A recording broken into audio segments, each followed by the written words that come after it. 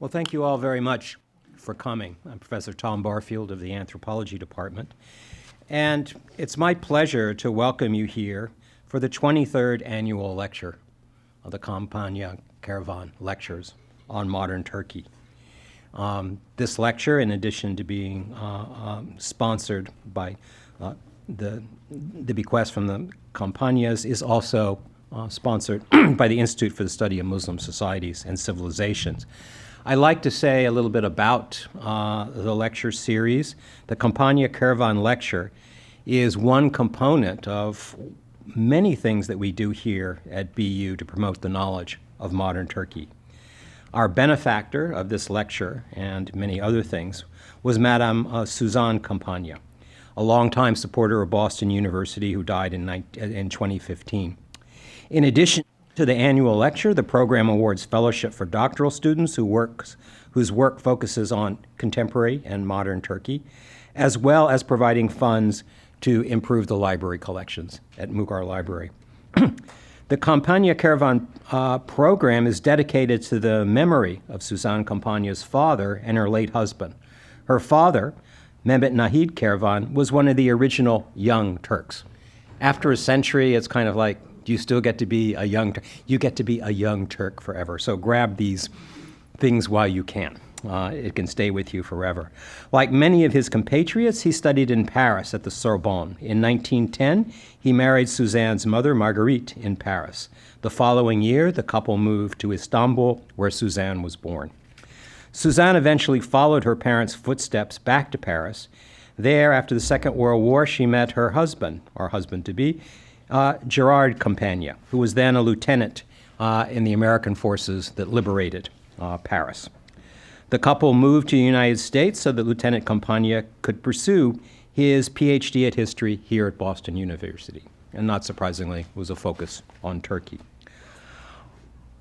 Following the lecture, I've been instructed to say that when we have questions, we will pass around mics. And you may say, but it's a small room. Why do we need mics? It's because we are recording this for posterity. And so while we will not hear your voice amplified, you will be preserved for posterity. So wait until the mic comes before you ask your question. And following the lecture and questions from the floor, there'll be a reception in honor of our speaker, Roberta Micallef. Now, I'd like to say a few words about Roberta, who's an associate professor of practice in Middle Eastern languages and the head of our Turkish program. It's an understatement to say that she is the head of our Turkish program because she created our Turkish program and has made it one of the most successful, I think, at the university or indeed in the country. The lecture that she'll be giving tonight is part of a project, a much larger project, of collecting first-person narratives by Turkish women, either by themselves orally, autobiographies, and in dates ranging from the early days of the Republic to the present. And one of the reasons that this is important is, of course, today there's a focus on women and change. But as with many groups, there are many people interested in speaking for them, and they tend to be identified as groups. One of the things Roberta's work will help us understand is we are dealing with individuals, experiencing their lives, experiencing change, and there was no bigger change after the First World War than the question of women in modern Turkey, or indeed in the Muslim world. But how do we know what people felt, what they did, what their aspirations were? And as we're coming to almost a century after the First World War, what did it mean to their successors? It's really important for us, and Roberta as a student of literature knows this, for people to speak from themselves, from their hearts, so that we can understand how they looked at the world. So without further ado, Roberta.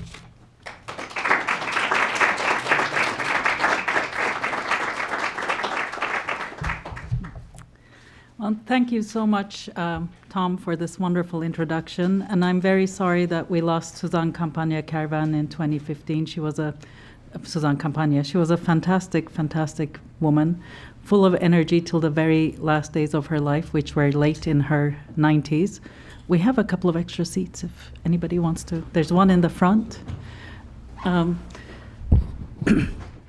And I was thinking about my journey to this podium, how it all started. And unfortunately, Richard Norton is not with us tonight. But Richard Norton was also in charge of the Campagna-Kerven funds and the Campagna-Kerven lecture series for many years. And in 1988, when I was a graduate student at the University of Texas in Austin, is the first time I met Professor Richard Norton, who gave such a wonderful, wonderful talk about Cyprus and the Turks of Cyprus that he really inspired me to pursue this whole topic about what it is to be a Turk, and that some of that is going to come up in this conversation also.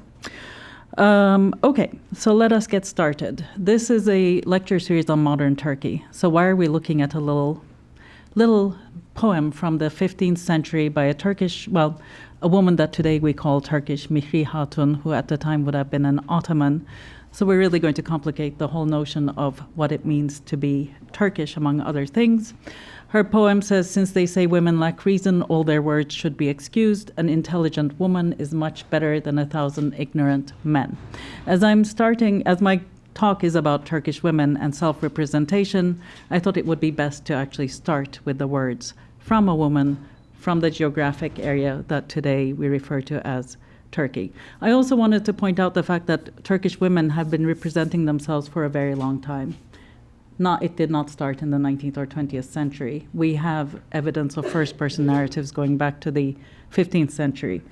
The person who works on Mihri Hatun and that time period, the real expert is Didem Havloğlu, and she tells us that at this point in time there were 3 women writing, and actually whose works were traveling to different courts and being consumed as literature. Mihri Hatun actually collected her own divan and presented it to the Sultan at the time, and it's been preserved in 3 different renditions. If anybody's interested, you can find her fantastic poetry.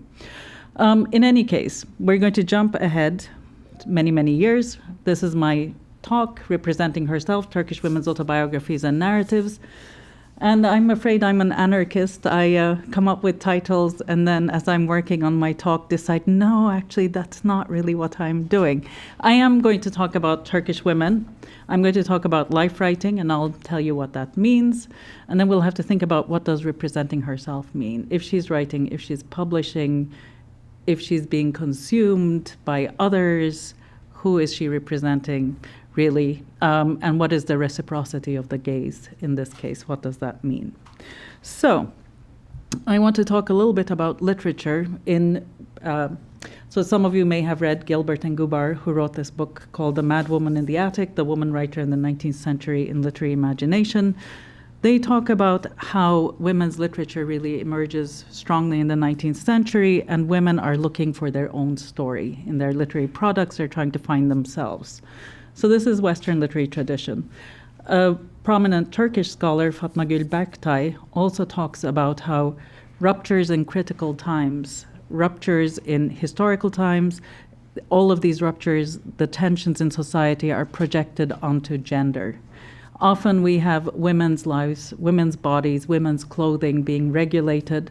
In the Turkish context, also men. I'm not going to talk so much about this, but there were several rules and laws that were passed about men's facial hair, for example, what was acceptable, what wasn't acceptable. There's a fantastic short story by Ömer Seyfettin, if anybody's interested. In the 19th century, a young man comes home and he's shaved his beard, and his father slaps him and throws him out of the house and says, "You're not a man, leave."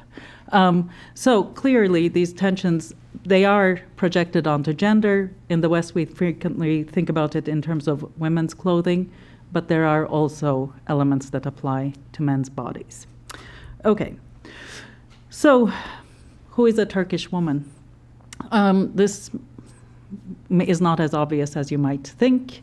There was an article just recently in the New York Times on April 1st about who is a Turk. It's complicated.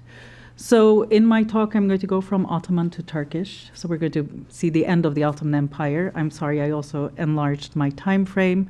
Go into the Republic of Turkey. We're also going to think about what were the Greek voices from the empire, what were some of the other voices from the empire. Is Turk a Sunni Turkish Muslim, a sort of Sunni Muslim of Turkish ethnicity? Is that a Turk? Or is it a more general category? According to the New York Times article, now that all of these archives have been opened up about people's past and people's heritage, many who thought they were purely Turkish have discovered that they had Armenian forebears, Greek forebears, Georgian, Circassian, that people are actually hyphenated. They're not a pure homogenized group. So for the purposes of my presentation, I'm talking about women who at some point were located, they're geographically found themselves related to what is today the borders and boundaries of the Republic of Turkey. So, all right. It says autobiographies and narratives. I'm actually going to expand the category to be life narratives, which means pretty much anything that is a first-person text, where the author is self-consciously present in the text from the beginning to the end, is telling either their own life or somebody else's life. So, why do we need to do this? Because many women did not sit down and write autobiographies. They did not feel they had the authority, or perhaps they didn't have the, for lack of a better word, narcissism that it takes. This is my life. Now I will tell you all about it and you will learn from me. They wrote letters, they wrote memoirs, they wrote poems, they wrote travel narratives, all of them first-person narratives from which we can learn something about their subjectivity.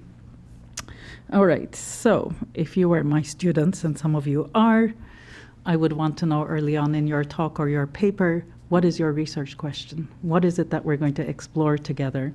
So the smaller questions are, what is it that allows this group of women to start publishing? In the 19th century, we jump from 3 to suddenly we have a group of women of letters. Why? What are the material conditions? What is it that gives rise to such an enlargement of this group? What is it that they say once they start publishing, once they start writing for a broader audience? And how does it change over time? From 1923 to 2018, we have quite a time span. And then my overarching question is, what the gaze? What is the gaze? Whose gaze is involved? I'm sure you've come across the term male gaze. Often Laura Mulvey, who writes about cinema, is credited with coming up with this term, and it's the idea that everything is presented from a masculine point of view for a masculine audience in a way that will be pleasing to a masculine audience. And in the height of the Me Too movement, there were several actresses who talked about how they were forced basically for no reason to open up their shirts and expose their breasts, where it in no way helped the narrative move forward. It was simply to please the director or a male audience. But I would say that the person who really started this conversation was John Berger, who in 1972 did a fantastic TV series for the BBC and then wrote it out as a book called Ways of Seeing.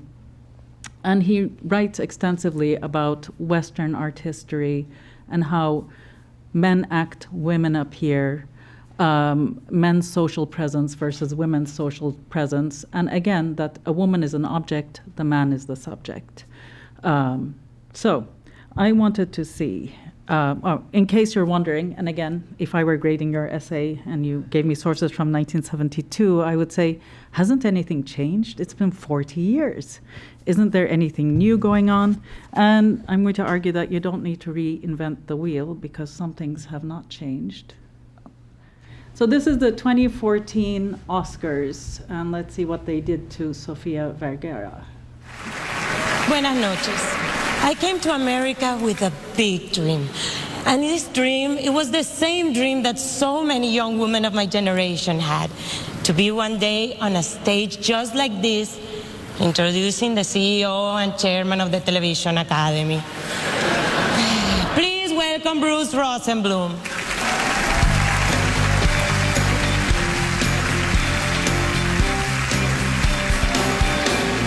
Thank you, Sophia. This has been a terrific year for American television, and our shows continue to have a meaningful impact around the world. So to demonstrate, we'd love for you to stand on this revolving platform. That seems a bit unnecessary, but is that how they do it in American television? Okay. Wait, is it going to? There you go. Okay. The Television Academy represents over 19,000 members from all creative professions involved in the magic of producing television, from acting and writing to sound editing and stunts. Our Academy is more diverse than ever before, both in front of and behind the camera, resulting in a greater diversity of storytelling. Thank you, thank you. Our Academy's charitable foundation has helped thousands of talented students refine their skills and forge rewarding careers throughout our industry. Our Academy is innovating and evolving to inspire our 21st century audience. Indeed, more people are watching more television on more devices and platforms than ever before. And our Academy never loses sight that no matter the device or platform, television has and will always be about great storytelling. So you get the point. I mean, we don't have to see the full video. Her entire job is to stand there, look beautiful as he's narrating something terribly boring.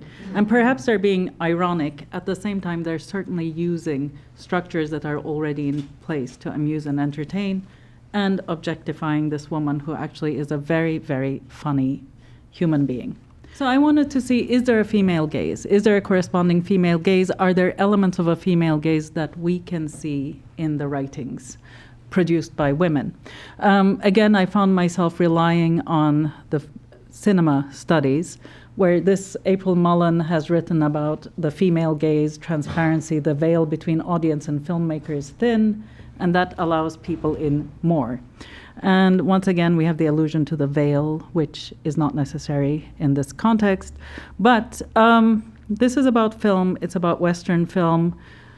While I don't think it necessarily works for the texts I'm looking at, I'm going to argue that all the texts I'm presenting to you today have something in common that we can discuss or describe as a female gaze coming from the Turkish context, except for one. And I included the one actually to make the point about all the others. So, okay. I read Miriam Cook's fantastic work, Arab Women, Arab Wars, where she talks about how women should stop trying to do things as stand-in men. They should find their own approach. And again, I was hoping that I would not find in my text the female gaze to be sort of the objectification of men, and that's the end of the story. I wanted to see if these women that I'm studying were doing something interesting, something unique, something different. And pretty much across the board, I found that, yes, they are. But, okay, so let's start with the why, when, where, how questions. What happened in the 19th century? So those of you who know history, and I know pretty much everyone in this room knows what happened to the Ottoman Empire. We have the collapse of the empire, European powers coming in and encroaching on Ottoman lands. We have independence movements, boundaries around the world are changing. The Ottomans are trying to deal with the whole modernization process. And in terms of women specifically, we have a very vibrant Ottoman women's movement. They're publishing journals, meeting, putting forward suffragette movements are brewing. Lots of societies for the improvement of women's condition. There's a new midwifery school at the university level, secondary schools for girls in Istanbul. And land laws are changing, allowing girls to inherit from their fathers, and we have lots of publications aimed at women. So education, different paths are opening, plus the empire has been at war for a very long time, so we also have the men decreasing in numbers. So I am going to talk to you about two texts first, and they come before the empire. One is called Haremlik by Dimitra Vaca-Brown. Later, she married an American and became Kenneth Brown. That was published in 1909. And then Zeynep Hanım's text, The Turkish Woman's European Impressions, in 1913. That was published in 1913. Has anyone read either of these texts? No? Okay, so I can tell you whatever I want, except that I'm being filmed. All right, so I'll behave myself. Okay, Mrs. Kenneth Brown initially Dimitra Vaca-Brown, refers to herself throughout her texts as a Greek subject of the Ottoman Empire, a Greek subject of the Turkish Sultan. She comes from an island today called Büyükada, at the time Principo, which is in the Marmara Sea, one of the Princess Islands. Her father died when she was very young. Her uncle raised her and was going to marry her off to somebody at the age of 17. She did not want to marry him, so she ran away and asked the Greek man who was being sent to New York to be the Ottoman ambassador for the States if she could accompany him as the nanny to his children. And he took her along.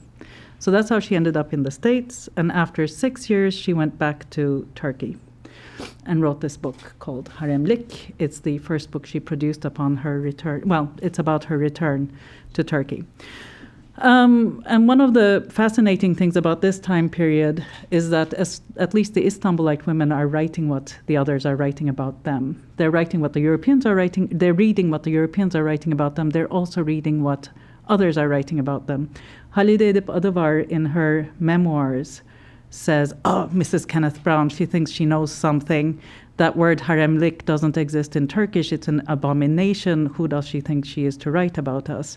Of course, she was talking about Mrs. Kenneth Brown, may or may not have noticed that Kenneth Brown was Dimitra Vaca from Istanbul. So we have a lot of intertextual dialogue between women writing at this time period. Zeynep Hanım was also escaping Istanbul. She had read, alongside her sister Melek Hanım, they had read lots and lots of French novels translated in French. She knew 5 languages. And they were really enamored with the European lifestyle. And they thought, she and her sister thought that if they escaped to the West, they would be free.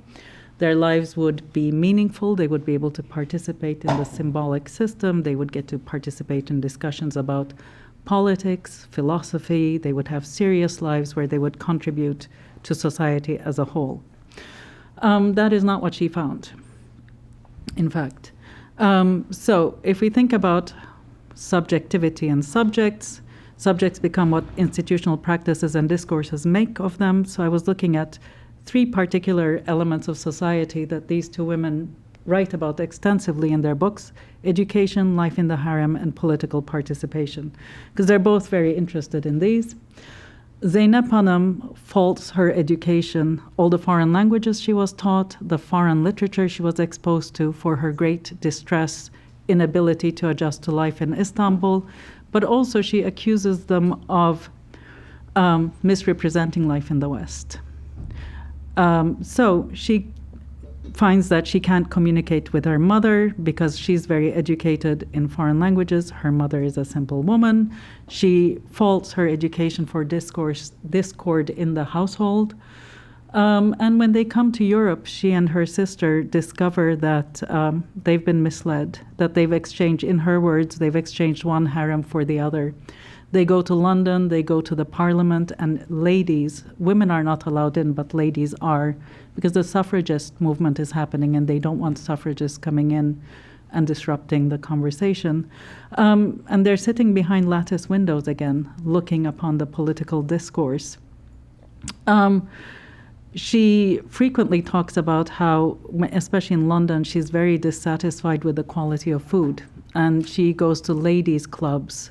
And again, it's women only. The food is terrible. And she says, I've exchanged one harem for one that's much worse. What did I gain by doing this? Both, now, Dimitra Vaca-Brown, once she's in the States, she's perfectly happy being the nanny of the Ottoman ambassador, but he's recalled because the Armenian troubles have started. The Sultan doesn't think that he did a good enough job defending the Ottoman Empire's reputation, so he's recalled, and she does not want to go back. So she comes to Boston, and actually there's a big Greek community. They help her find a job. They support her, and her time in Boston is quite funny. I mean, she talks about how they go to a restaurant and they're served this food they've never seen before, and they think it's a corsage, and it's actually lettuce. And they pit it to their shirts and walk around, and people are giving them interesting looks. But she talks about how her education actually gave her access to work. She was able to support herself. She worked for various magazines, And when she goes back to Turkey, she writes extensively about life in the harem. As does, Zeynep Hanım while she's in Europe, Dimitra Vaca-Brown when she goes back, and they're extreme opposites. Zeynep Hanım is lamenting, not just, she's not talking about polygamy, because if any of you have read Alain Durban and Jem Behar's work, in the 19th century, polygyny in the Ottoman capital was almost non-existent. It was not, at most, maybe one or two, a certain percentage of men might have two wives, but for the most part, it was not a big part of life. So Zeynep Hanım, in her book, harem life is more about being stuck, being claustrophobic. In Abdülhamit II's time period, being constantly under supervision. And she also talks about how men are also caught up in this terrible period where everybody's spying on each other. Nobody is free to move. Whereas Dimitra Vaca-Brown, she arrives in Istanbul after 6 years in the States. This entire time she's talked about herself as a Turkish, a Greek subject of the Turkish Sultan. Suddenly, she's an Oriental with American questions. And she, as the person who's lived both here and there, knows the right questions to ask and knows how to translate the answers to both communities. And her depictions of harem life are quite entertaining. Young women dressed in silks, perfumed with rose oils, waiting for men, and does not seem to have any bearing on reality. And of course, the first question is, why would they do such a thing? And of course, she needs to make a living. And if we look at the correspondence she shared with her publisher here, which Harvard has a lot of the correspondence in their archives, every time she tries to be more realistic, the publisher writes a note saying, your readers won't like this, take it out. So we have to think about that also as we're reading their works. Zeynep Hanım really wants to participate in political life. She wants serious discussions. She wants to be able to shape the future of the world around her. And she thinks she would have something important to contribute. And we see that from her notes. When she's very impressed with the suffragettes in London, she's very impressed with the fact that they're willing to be out in the streets. She sees policemen in Britain beating up these women, using terrible language with them, treating them as less than ladies, which she finds a bit shocking. There's a lot of class nuances in both their writings. Again, Dimitra Vaca-Brown, when she goes back to Turkey, she goes to a suffragette meeting, and her writing is quite critical, and she says that we should try to dissuade these poor, misguided women from wanting political rights. It's really, they would have so much to lose. Here they're living in a cocoon, in a wonderful, safe house. Why would they want to go out there and participate in the political where they will get their hands dirty? But again, we have different women competing for who is going to be the expert on the Eastern woman. Is it going to be Dimitra Vaca, who is more objective because she's been outside the system, but she's from within the system? She speaks English, she's worked in the States, she knows how to speak to Americans, or is it going to be somebody like Zeynep Hanım? And interestingly, Zeynep Hanım's sister apparently learned how to do beautiful embroidery and lace. And she married somebody in Europe, stayed there, started her own clothing chain, and became very wealthy. Zeynep Hanım had to go back to Turkey when the war started. They were in the enemy camp. And she lived a very sad end. She was not allowed outside of her house because she had escaped once. And it didn't end well for her, unfortunately.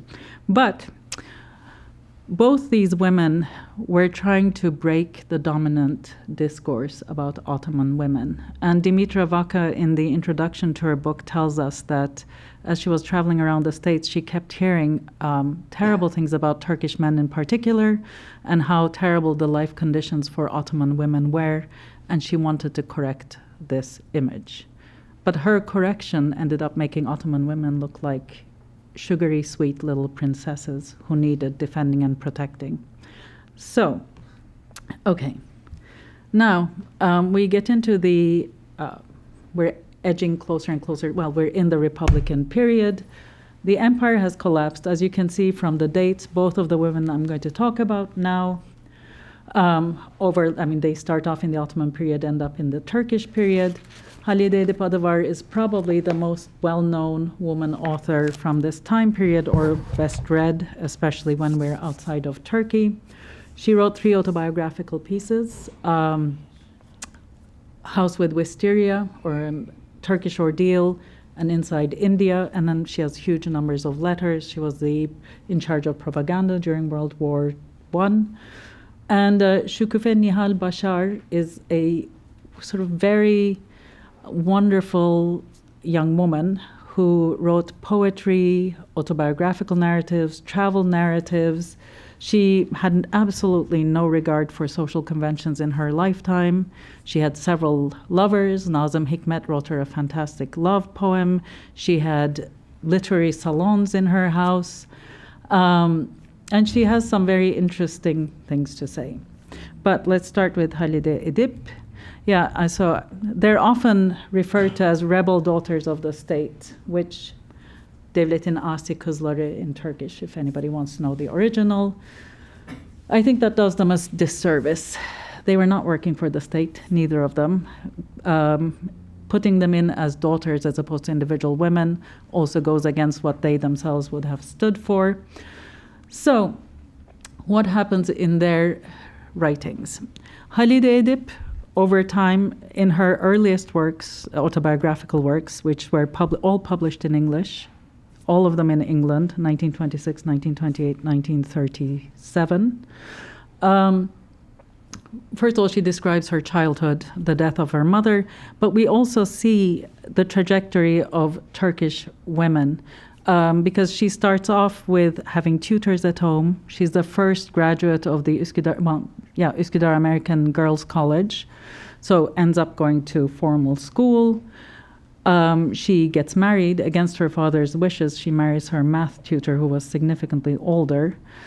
And she tells us in her writing that she approached her marriage like the earliest, most obedient Circassian slave, because she was so in love with her husband and she wanted to make the household work so well. But then the war breaks out and we have parliamentary revolutions, 1908, and she becomes increasingly politicized. In 1910, she's the first Turkish woman to publish something with her own name. She publishes as Halide Salih, which is her husband's last name. And she is very much against polygamy herself. Her husband tries to bring in a second wife while she's away visiting her grandmother. So she leaves him, takes her sons and leaves him. So again, we see tutors, formal education, gaining a voice, out in the public, and independent. Also, laws are changing along these lines. Also, daughters, as we have seen both from the earlier text and this text, fathers are pushing their daughters out of the house, right? And it's creating a schism between mothers and daughters who don't have access, who did not have the same education, do not speak the same language as their daughters. Halide Edip also was quite politically active during the war. She had a title as the leader of 10. She was the chief of propaganda. She fought at the front, or those are the stories we're told about her. But when the Republic is established, like many women who actually have a voice and speak, she doesn't say what is expected of her. She says what she thinks. And she and her husband, Adnan Adıvar, want a multi-party democracy immediately. And they end up going into self-imposed exile. Her husband is the one, Adnan Adıvar, who delivered the telegram to the Sultan and the Ottoman royal family saying they had 24 hours to leave the country. And the Ottoman family dispersed all over the world. Some of them went to Egypt, some of them went to India, some came to the States, some went to Paris. It was a huge extended family. And Halide Edip, while she's in self-imposed exile, ends up in India meeting a royal princess that her husband sent into exile. So there's a lot of ironies. And as she's looking at this woman, she's saying, why did we send these people out into exile? This was a very modern princess who established hospitals for the poor, schools for children, both men and women. She was exactly the woman that the modern republic said it wanted. A modernizing force. Halide Edip eventually ends up going back to Turkey after Mustafa Kemal dies. Her texts were then translated into Turkish, and there are quite significant differences between the English and the Turkish texts that we can talk about if you want to during the Q&A. Now, Şüküfe Nihal is a very interesting person, partly because of her personal story also. She was very bright, went to school, she wanted to go to university. At 16, her father was assigned to Damascus, and her father did not want to leave her alone in Istanbul to go to school by herself, so they married her off. She and her husband went to university. They did not get along. She divorced him, took her son, and continued with her education and embarked on this life of the bohemian poet and writer who had literary salons.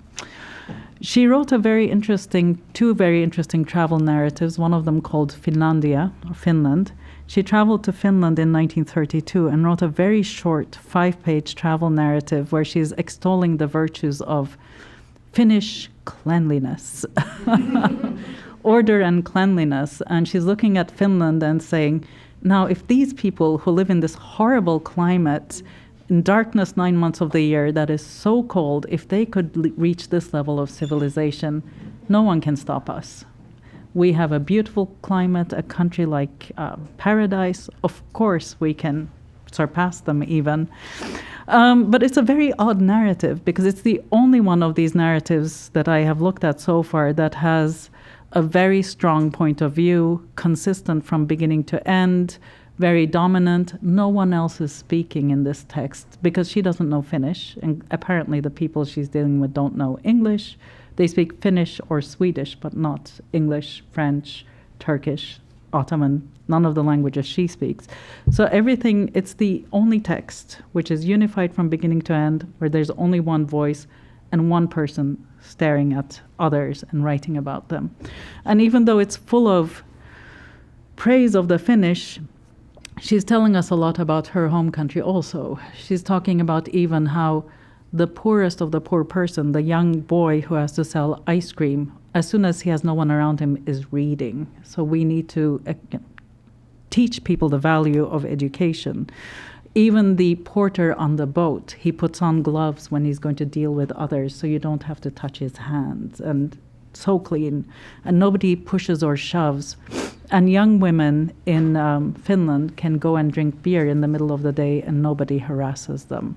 So we have a lot of commentary and criticism of what is going on at home in this text. Why would anybody in Turkey care about Finland at this point in time was my question. And apparently shortly after the Republic was established, they printed many copies of a book called The Land of White Lilies about Finland and distributed it to anybody who was willing to take it. And they were distributing this book in the teacher training schools to give to the teachers to think about what a level of civilization Finland had attained, and why shouldn't Turkey see if Turkey can't get there. So perhaps this is part of the same campaign. And when in Finland, she was in contact with, there's a very famous Turkish nationalist, Yusuf Akçura. His niece happened to be there, and they were in close contact. So again, we see elements of Turkish nationalism, but also sort of a guide to modern Turkey. So travel narratives, but also travel narratives that tell us a lot about the subjectivity of women and the state of the country. Now, next, I'm going to talk a little bit about prison narratives, a massive, massive switch. So we have a Kurdish-Turkish woman, a Turkish-Turkish woman, or so they are classifying themselves. Leyla Zana, probably you've heard of her, is a Kurdish politician. She was elected to the parliament in 1991. She wrote a book, or published a book called Prison Memoirs in 1999. Asiye Zeybek was a leftist political activist who was also arrested, and her book came out in 2003. So I'm going to briefly talk a little bit about prison narratives, because that's another genre included in life writing, and unfortunately we'll probably be seeing more of them given the political climate right now. And it's not so much that, so Leyla Zana's book, again, it's a collection of letters written in many different languages, French, Kurdish, Turkish. Very interesting in that the letters aimed at her son, she has 2 children, a boy and a girl, letters aimed at her son were written in Kurdish, letters aimed at her daughter were written in Turkish. And although she herself is a political activist, never, I mean, whether one likes her politics or not, never actually adhere to rules. She tells us in her, in the preface to her book, that she was, raised in a household, very patriarchal household. She was married off to her uncle's son, did not want to marry him. He was significantly older. Her father had to beat her to get her to marry him. She was illiterate. She learned Turkish once her husband, who became the mayor of Diyarbakir, ended up in prison, following him around, trying from prison to prison, conversing with other prisoners. She learns Turkish, rises up in the ranks, is elected to the Turkish parliament. Because this is an example, again, of what happens when women speak. Very early on in her text, she tells us that her first day in parliament, she was going to speak, and one of her fellow party members told her to shut up. You're a woman, be quiet, go away. And also a Kurdish man from her region. And she turned to him and said, I was actually elected with more votes than you were. You shut up. And then he said, according to her narration, oh, okay, ladies first. You go first. And she said, no, I just want to be a normal human being. I don't want to be a lady, and I don't want to be somebody who is told to shut up. Leyla Zana.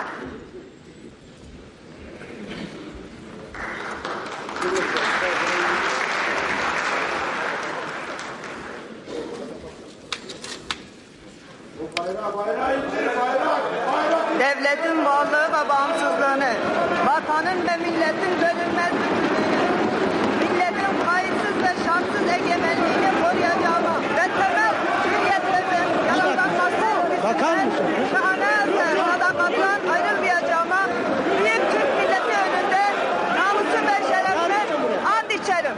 Ve sondaj bu gelle kurdu gelle Türkmen. Anyone know what happened? They walked out and she got arrested. Why were they, I mean, before even she opened her mouth, they started. They wanted to stop her because her headband was red, green, and yellow, which are the Kurdish colors. So right there, just what she was wearing on her head was so offensive and dangerous that she had to be shut up. And of course, this is a time when we have a lot of Kurdish activism going on in Turkey, and there is a civil war going on. But her line was friendship between Kurds and Turks. She wasn't saying. 91. So, Asiye Zeybek was a left-wing activist. She wrote a very important book called Asiye's Story, where she talks about being raped by 5 police officers upon being arrested. And it was an important text because it took the whole conversation about honor and turned it on its head. She wrote this while she was in prison. She got the documents out. It was published when she was still in prison. And she tells us as she's writing the text that she was very worried about publishing it. Would her mother-in-law talk to her again? Would her husband be able to accept her? What would her father say? Would she be seen as damaged goods? Would she ever be able to, once she came out of prison, would she be safe from her own people? And she is very surprised by the response. Her male comrades are telling her, of course you should publish this. Of course this conversation should happen. You're not the one without honor. The men who did this are without honor. And traditionally the thought is that women have honor to lose. But in this case, a conversation was started about what does it mean to be honorable? What is an honorable man? What is an honorable woman? She is now in Sweden in political exile. She was let out for a brief period, went to Sweden to win a human rights award, the Tucholsky Award. And while she was in Sweden, she was sentenced to 12 years in absentia, heavy labor, so she never went back. And interestingly, Leyla Zana's husband has been in Sweden for decades now, but he came back this summer, I believe. One of their children got married, so he came back. So again, we have a pattern of women disrupting dominant discourse. Both the texts allow multiple voices to speak. We don't have one unified voice dictating what we are supposed to see. All right. Both texts are fragmented in terms of time. They move back and forth between different events, different incidents, and we see the effects of intersectionality. They're not only punished for being politically active and saying what is not desirable, they're also punished for being women in both cases. Asiye Güzel writes a lot about what it means to be a female political activist in a very patriarchal system, and Leyla Zana, the same thing. All right, so the last thing I want to show you, which my students have already seen this, but it's again complicating the whole notion of who is a Turk. At this point in time, although I guess it's always through time, we've had a lot of people moving around the world. This woman, Deniz Gamze Ergüven, lives in France, spent a lot of her life in France, is of Turkish origins, was born in Turkey, has spent time in Turkey during the summers, made a movie that came out in 2015 called Mustang.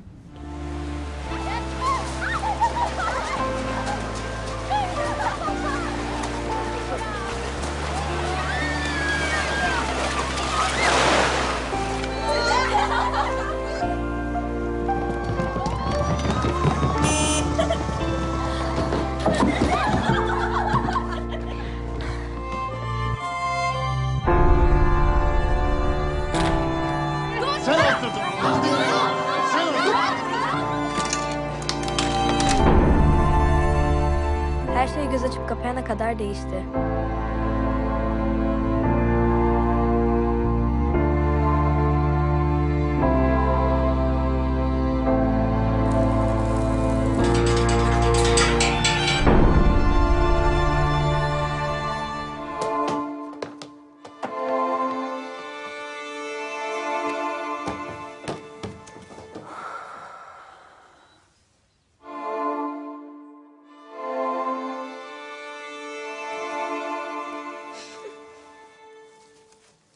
Eğer beni ondan başka biriyle evlendirmeye kalkarsan çığlığı basarım. Ne diyorsun sen?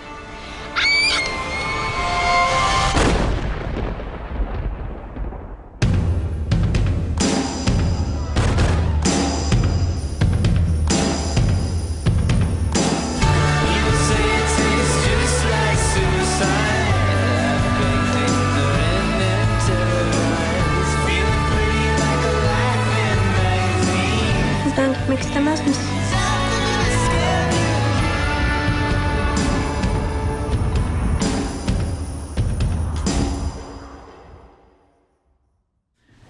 So, 2015, it was entered in the 2016 Best Foreign Film category and nominated in the Oscars. The director was born in Turkey, identifies as a Turk. It's in Turkish. Every word uttered in that film is in Turkish. It's filmed in Turkey. It represented France. So, the Turkish Foreign Ministry, the Turkish Cultural Ministry had given some funding for it. They retracted their sponsorship after they saw the movie. It's a very interesting film if you're interested in the female gaze, because it's beautifully filmed. The women's bodies and the girls' bodies are not sexualized. It's a beautiful film about siblinghood. I'm not necessarily a fan of the film for different reasons, but it tells us again that the notion of what is a Turk continues to be complicated and problematic. This movie, the strengths of the movie actually also capture what the strengths are of other life narratives by Turkish women to this point.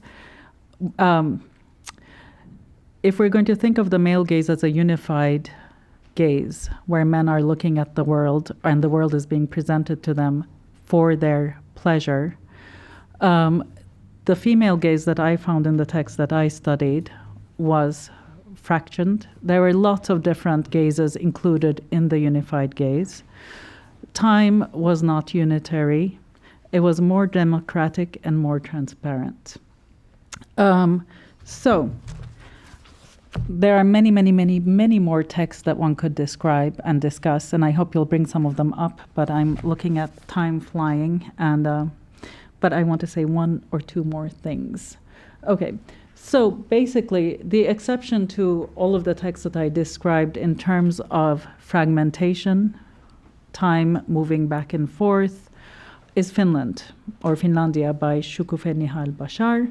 She had another travel narrative that takes place within Turkey, which fits all the other texts in terms of how many voices are represented, how time fluctuates, and where she's totally dismantling a myth. In that tale, she's traveling to the Taurus Mountains in Turkey, and she's been told this myth about this very fantastic mother who sacrificed her son during the War of Independence. This mother finds out that her son inadvertently gave away the location of Turkish troops to the Greek troops. He was mistaken in who he thought he was talking to. So she went and shot her son.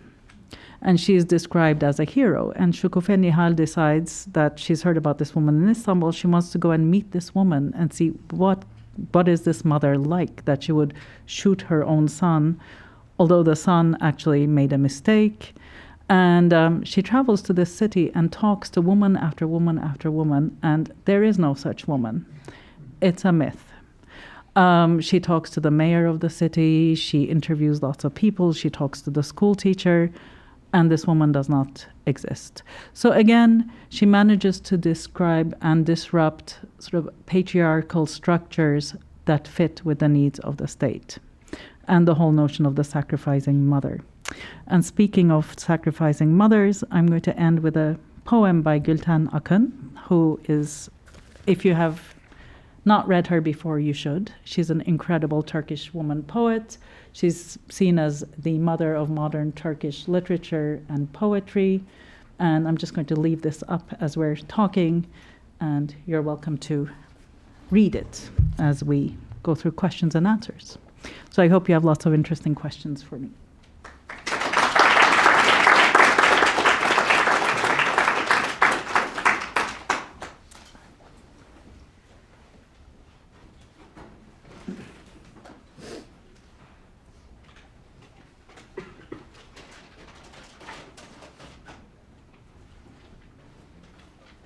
Yes.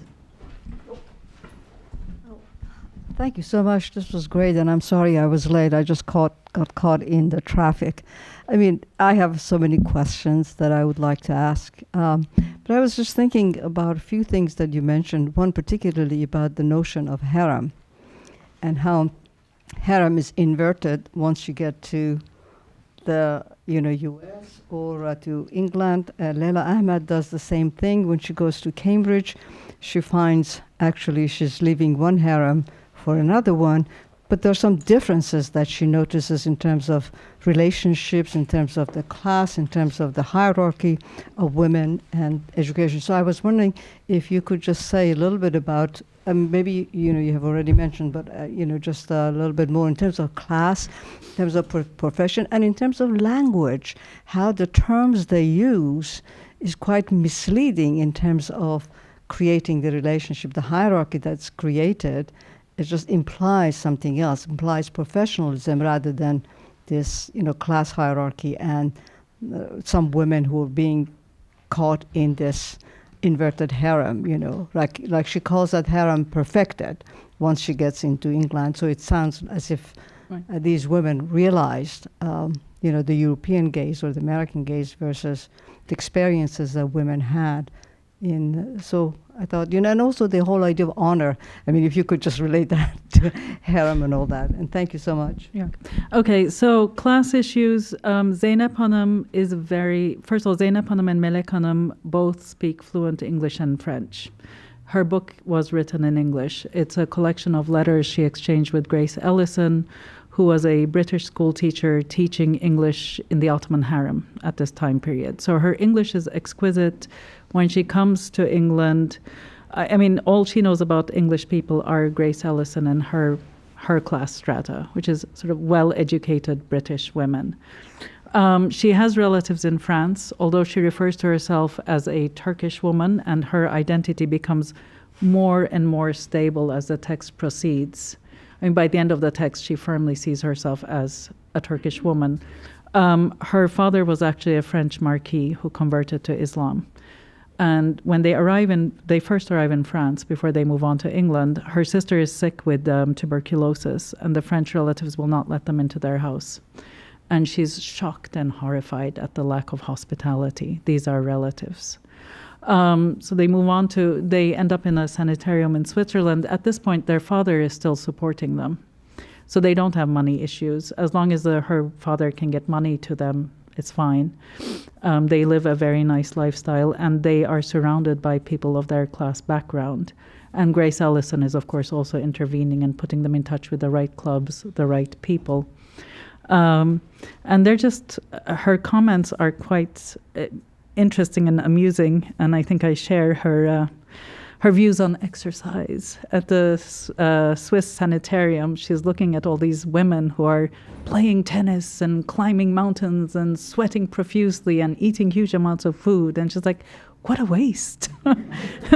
Eat less food, expand less energy on physical activity, and use your brain.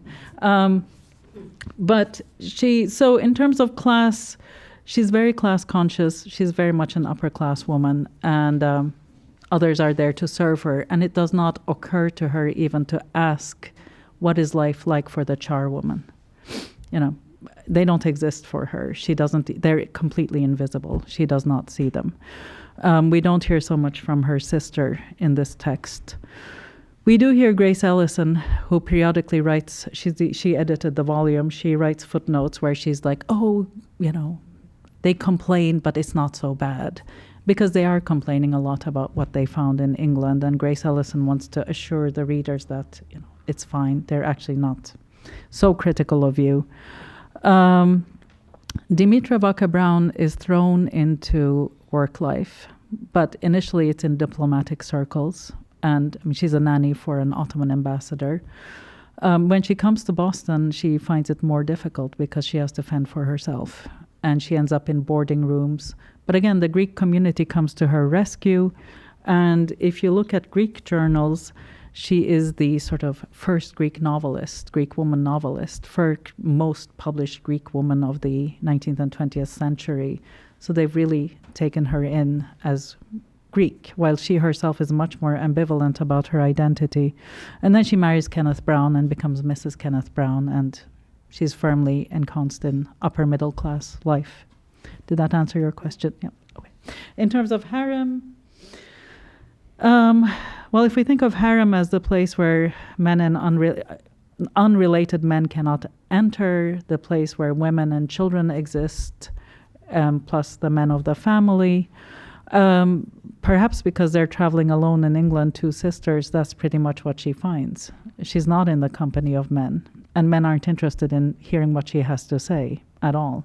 And she finds this very surprising. So. Yeah.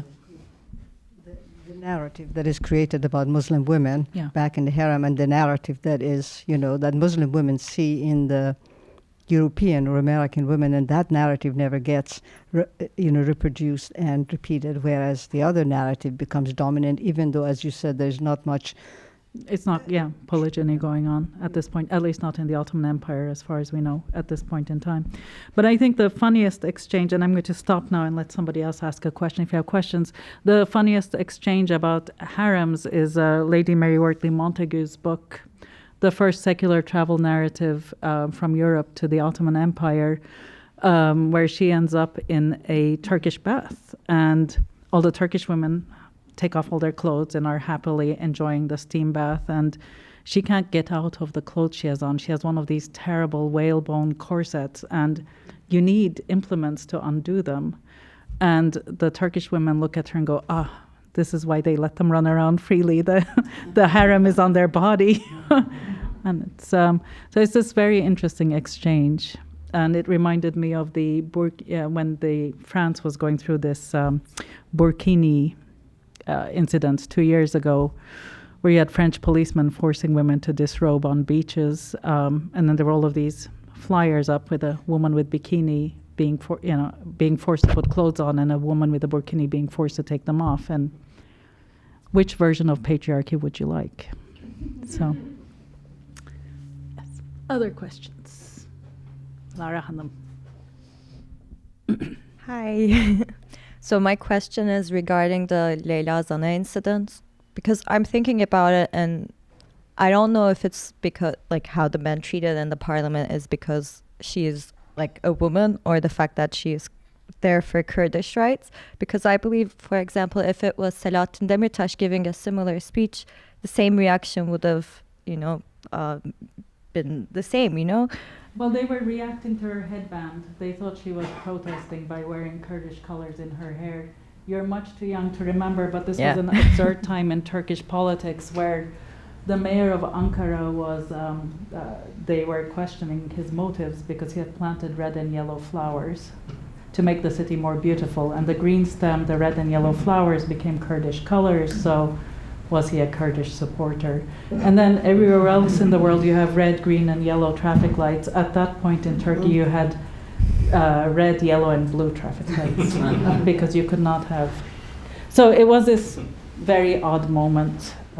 So wouldn't, like, for example, someone like Shafak Pave be a better example of how a woman is treated, I guess, negatively in some way in the parliament? Well, but this is 91, so I wanted to do a whole, time period. So, yes.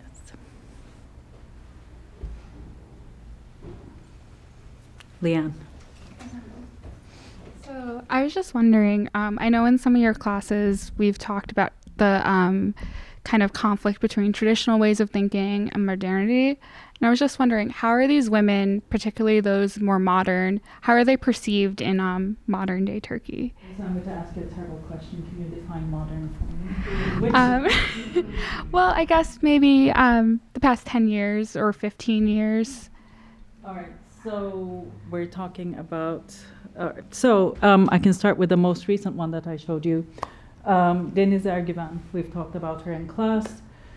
Her film was not well received in Turkey. It was seen as a movie meant to appease a Western audience, basically, which is probably partly why it was entered as the French submission for the Best Foreign Film Award. How are they received? I don't know at this point. I mean, the 19th, 18th century women, I don't even know if people actually, apart from a small literary group, reads them anymore. In terms of the literature being read today, they're not among the top 10 for sure. Halide Edip, people were required to read her in high school, which is a great way to destroy an author if you, so I don't know, actually. I don't have a great answer for you. There's a lot going on, so. Yeah, clearly. Yasha. Actually, just going back to Mustang, we watched it, we discussed it. What do you think, just to reiterate, was Turkey's largest problem with the film, considering it was, its central focus was young girls? All right, so my problem with it, and I suspect a lot of people sitting in Turkey watching it might have thought the same thing, and in fact they said so in their reviews of the film, is that in an hour and a half we have 5 sisters, we have incest, we have forced marriages, we have imprisonment of young women. It's just too much to happen in one family in an hour and a half to 5 sisters. In terms of the young women, the girls who are the actors, they're not trained actors, which is great. They're supposed to be from a small village in the Black Sea region. They all sound like they're from Istanbul. So if you're actually watching it with any knowledge of Turkish culture or background, it's not possible to move with that movie and follow the guide and get lost in the beauty of the story. If you're like me, you're constantly irritated by the fact that they sound like kids from Istanbul and not. And then again, it's just too much horror happening in one family in an hour and a half. So.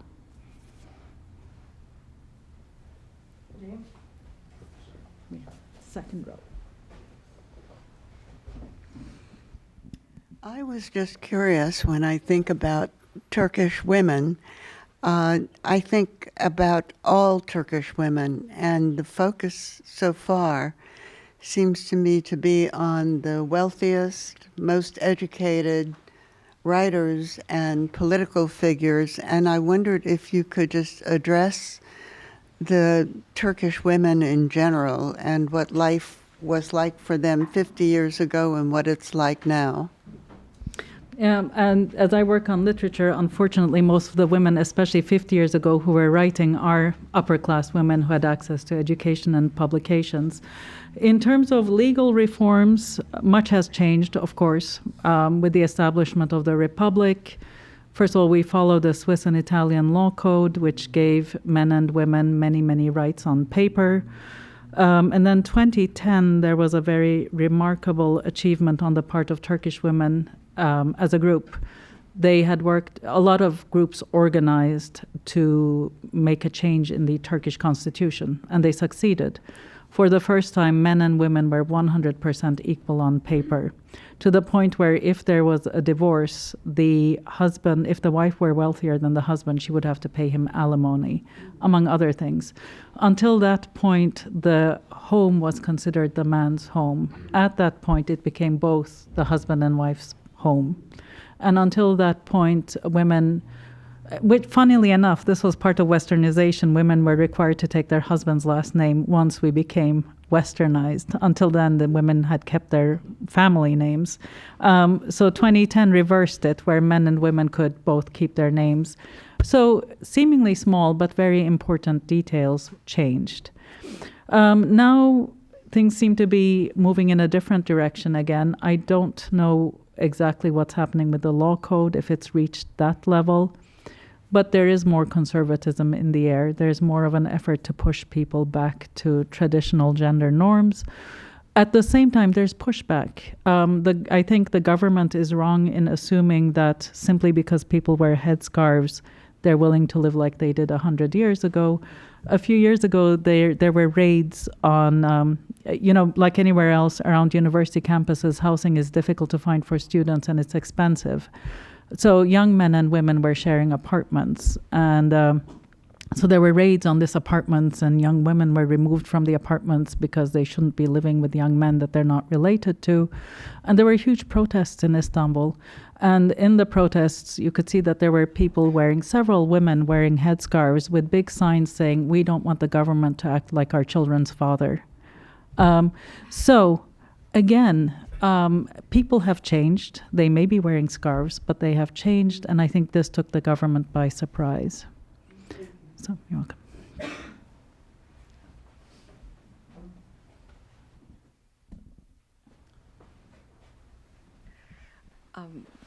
I'm curious about the multiple meanings of Turk and Turkish and the evolution of those words used among the people who live in the Republic and others writing about the Ottomans and the Republic people over time, and whether there's a gendered component to the differences in the meanings. Maybe there is, maybe there isn't. That's a terrible question to ask me, because I love words and I love language. And Turk goes back to Turk to the 3rd century. It makes its first appearance in Chinese annals as people were crossing from east to west. And then we have the Gök Turks and the different Turkic republics, the different Turkic peoples as they're moving across Central Asia, arriving in Anatolia. In the Ottoman period, of course, you have lots of different Turkic groups in the area. And then when the Republic is established, this is what I was taught. I haven't actually researched it, so I haven't verified it myself, is what I'm trying to say. The Turk was the common person. the Ottomans were the royals, and then there were different royal Turkic groups, and Turk was a common person, and this was going to be the republic of everyone. So it was going to be the Turk Republic. Iye and Istan are very old Turkic suffixes indicating land of, so it was going to become the land of the Turk. But then it becomes Muslim and ethnic Turk. And this is a country where I think in 1995 there was a huge study done of different dialects spoken, and there were 98 different dialects in addition to modern standard Turkish. So there are lots of people. I mean, we went from a very multilingual, multi-ethnic, multi-religious empire to what was supposed to become a homogenized republic. And there's a lot of different mixtures of peoples. And the opening up of the new archives has demonstrated that there is no such thing as a pure anything. Everybody's a little bit of something. And in terms of gendered, I don't think so. I mean, you can be a Turkish woman, a Turkish man. This goes back to also, I mean, if you look at the Ottoman royal family, all the royal kids, whether male or female, were referred to as Aslanım, my lion. I mean, it was more about where did you fit in the larger society. But there are lots of different peoples and lots of different mixtures. So.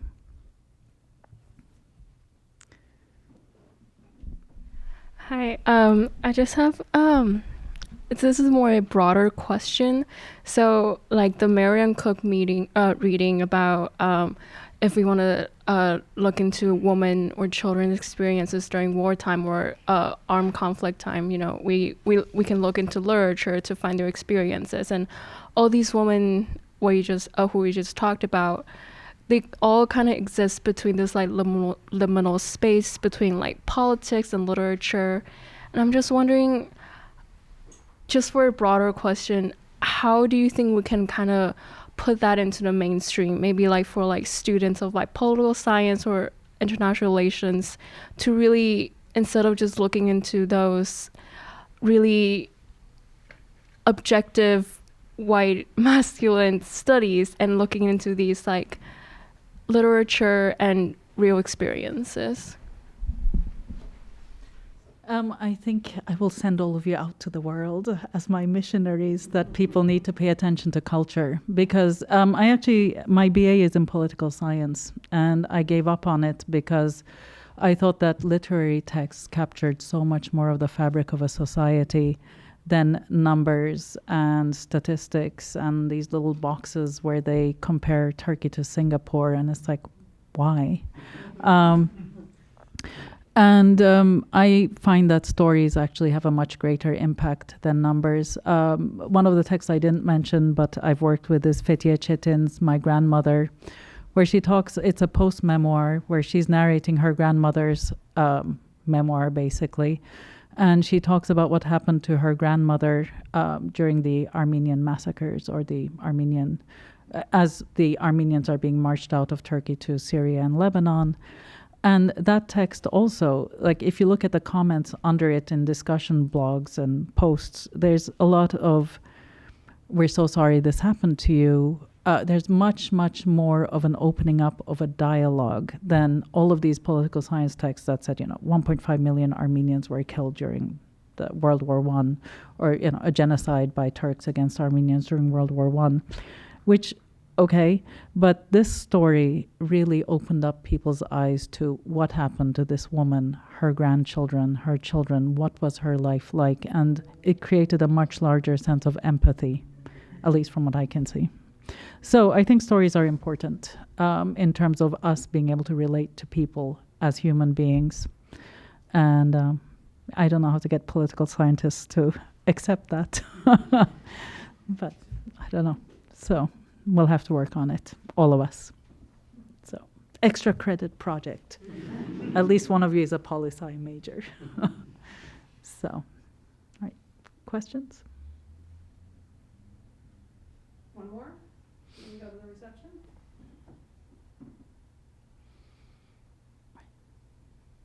Well, then, thank you very much.